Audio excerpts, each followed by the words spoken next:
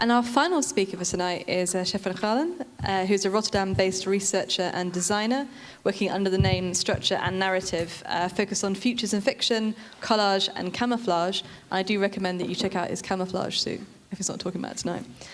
He will investigate what stories are being told through these very new synthesized realities. So thank you very much. Thank you. I'll use this one. Yep. And that's my final slide.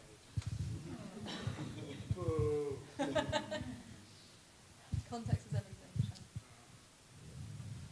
Yeah, so can you hear me like through this thing? Do you want to swap? Hang on. Okay. Yeah. I've got the other one now. That's much better.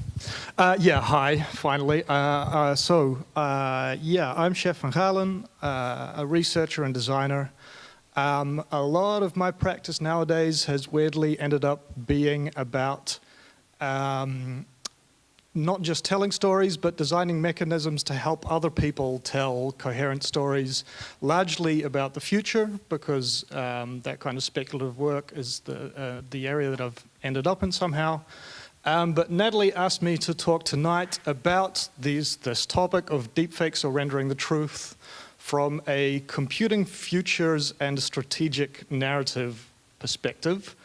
So let's do that and throw this thing way off the rails. This is a quote I really like from a science fiction author by the name of Charlie Stross. The near future is just like the present, but with added nuggets of weirdness embedded in it. The near future, pretty much everything that will be in the near future is just the stuff that's already here, except for the strange things that get added to it. One of which is this AI stuff that you've seen popping up recently, and specifically these deepfakes and similar tech demonstrations, applications of this technology, where it's no longer discernible what is supposedly real and what is supposedly fake. So people have been thinking about this coming for a while now, and a group of people on the internet known as the Cross-Quadrant Working Group, of whom last year's Impakt curators are two of them, started using this system. There's a couple of variants of this, but this is our one, a while ago. So you have a 2x2 matrix, which you may be familiar with, real, fake, real, fake. The way the syntax works is presents as and actually is. So the canonical example for this is if you have a pet dog, that is real. It is a real dog. If your pet dog has been photoshopped into a family photo and it was done really well, that is real fake. It presents itself as being your real dog, but it is in fact a fake dog. If you have a cartoon dog, it's a fake dog. It's pretty obvious what it is. And the example for this for fake real is somewhat convoluted. If you would have a dog that was somehow genetically engineered so that it looked artificial, but it was in fact a dog, you would have a fake real dog. So this is actually a really interesting system to think about how we create stuff and bring it into reality. Like if you have a design fiction product demonstration, that is a real fake. It presents itself as a real product, but it is in fact fake. If you then kickstart it and it turns into an actual product, it becomes real. And the ways in which you can turn virtual objects into real objects to virtual, have fakes that are real, that can be worked out quite well in this way, and you can tell interesting stories around it. The trouble is, when you get this, so to take this example, ostensibly we have a real person here telling you the real news. But you'll be familiar with the term that's coming up. This may, of course, now be a real person telling you fake news.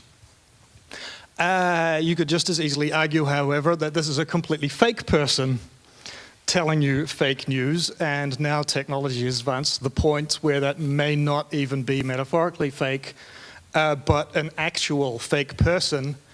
And it might be a fake person telling you fake news, so the quadrants become kind of shit.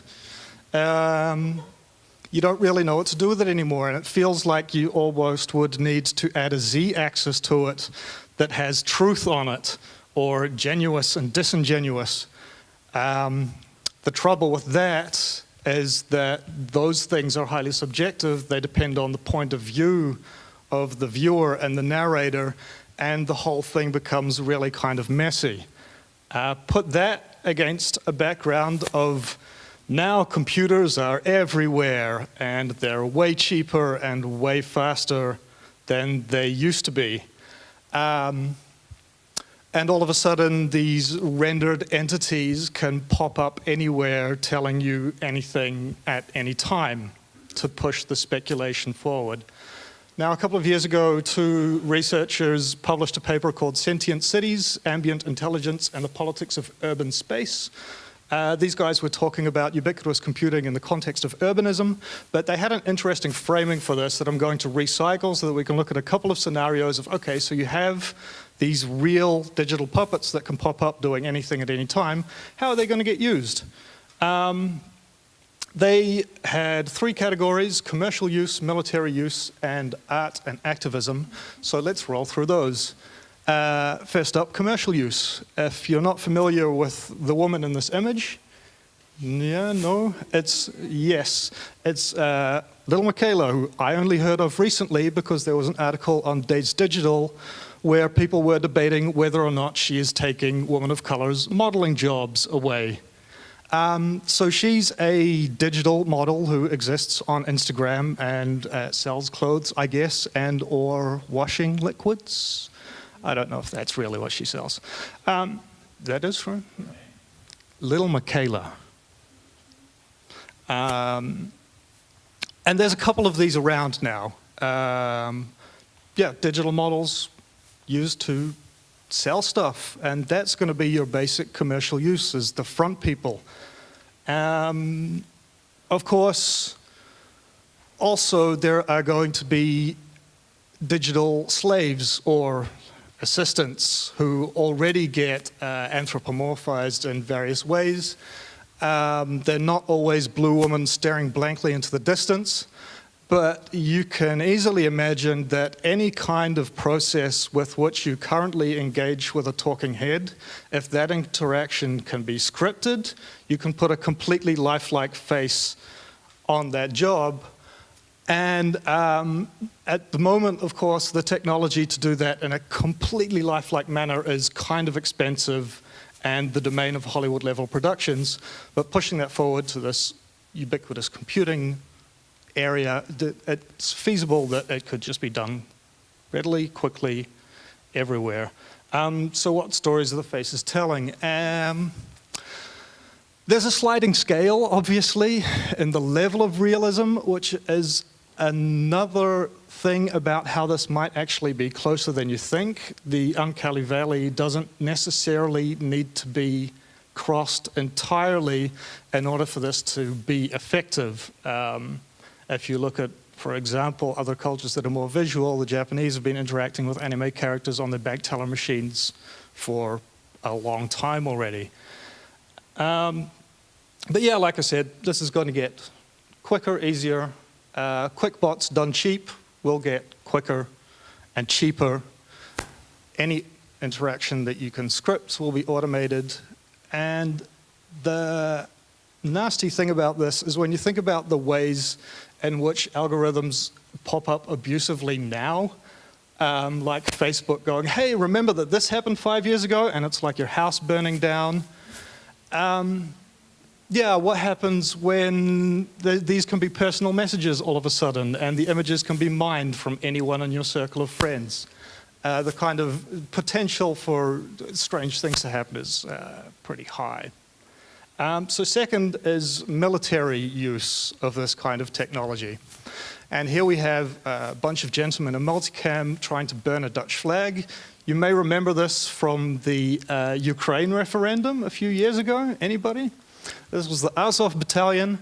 This video got put out. They were threatening our country to, I'm not even sure what the threat was really, but the video came out. It came in the Dutch news, and in the same message, there was another video from the actual supposed leader of this battalion saying that this video was fake and it should all be ignored and they would never say this, etc.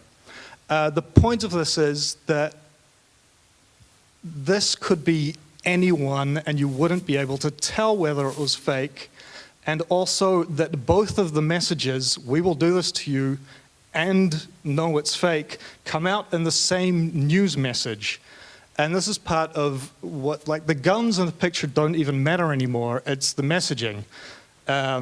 It's part of the doctrine of hybrid warfare, which Russians use the most nowadays, or they're kind of known for it, but it's more about sowing discord and disrupting the narrative so that it doesn't matter whether it's true or not, it just matters that you're not talking about something else and that everyone is very confused. Time to drink.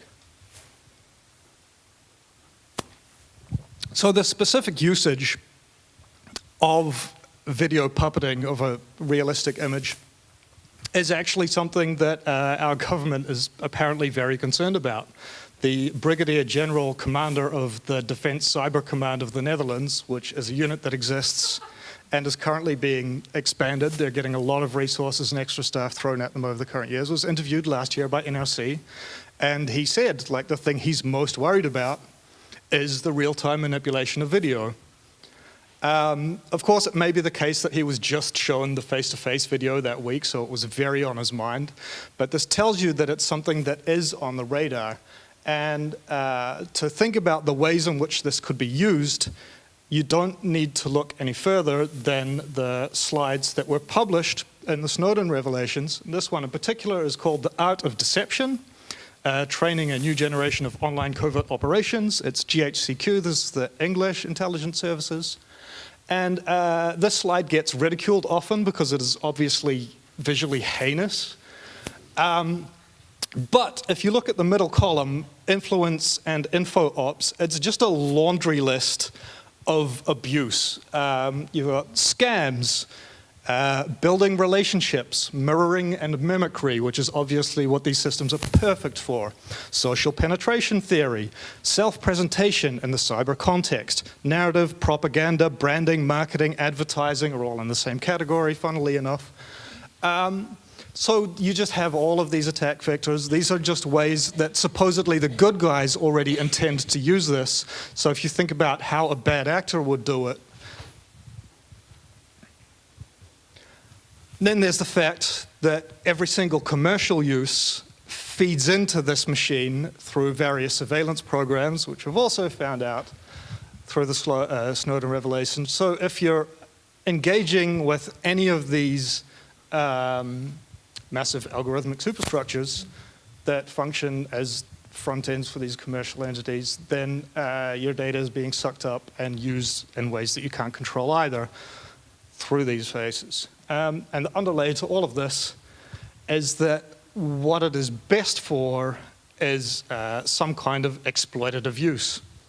Automated scams, 419 scams, that kind of thing would all be really easy to do with this kind of technology.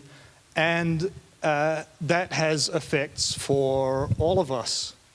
Of course, everyone here in the room, at least I assume none of us, would be particularly vulnerable to these kinds of things. Like I said, the world is pretty much the same, and most of us here are media savvy enough that you're going to recognize when this kind of thing is happening to you. Like, none of us have ever been called by John from the Microsoft call center, and John says, "Hello, there's a security issue with Windows, can I have your password, please?" You're like, "No, John, you don't work for Microsoft. I'm not going to give you my password." I have, however, spent an entire day fixing my grandfather's computer because he gave John his passwords, and John took all his stuff. So, art and activism. In this case, the scenario that these researchers who were talking about ubiquitous computing in the context of urbanism talked about, 5 minutes, wow. Re-enchanting and reanimating the city, contesting the urban informational landscape. And the enchantment I'm not too worried about, because I think, as we've seen before, there's a bunch of amazing stuff that artists are doing that is very enchanting. But it's the activists, the artist activists, who I've heard like, well, what do we do? And I think the death of reality, as it's been talked about, is very exaggerated. Like, all of these things have real effects in the world. And I've had conversations with people about, like, so what do you do if you fight these abstract entities? One of the people I've talked about this, and you'll love this, was a former exorcist and combat magician. Now, you may scoff at the fact that somebody is a professional exorcist, but this is obviously someone who is very skilled in the manipulation of myth and the use of narrative to fight narratives. And he had 3 strategies that he would use for exorcisms that I feel apply to this as well. Number 1, if you want to fight a conceptual entity, one way to do it is you build a bigger, better, badder concept or monster. The trouble with that strategy is that once your bigger, badder concept or monster eats the other one, you're left with a super huge, powerful concept or monster that you don't necessarily entirely know how to control. And that can be subverted through the second strategy, which you can use to attack an abstract entity like this, or an algorithmic superstructure, if that might be the case, which is to subvert crucial parts of the structure of that abstract entity. And this is what a lot of activist art does through the use of irony or satire. Pick away at parts of the machine, or pull back the curtain, reveal the inner workings, break parts of it in such a way that it changes its nature or disappears entirely.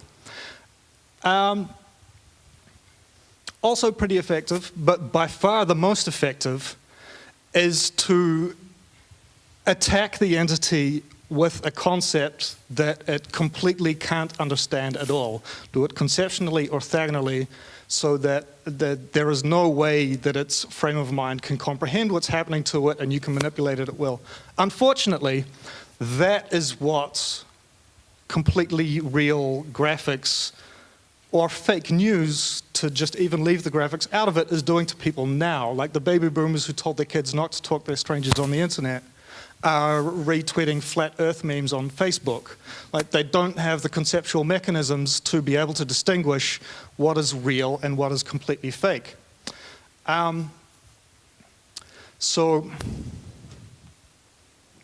this is, to me, this is the most important of these 3, because it's happening to people now, and this is where personally I would focus, because not to use it as an attack, but to actually use it as a defense in helping people who are now currently vulnerable to these attacks to better understand how these things work, how these narratives are structured, where they come from, and in that being able to see them coming.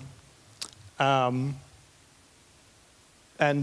yeah, having a defense in the first place.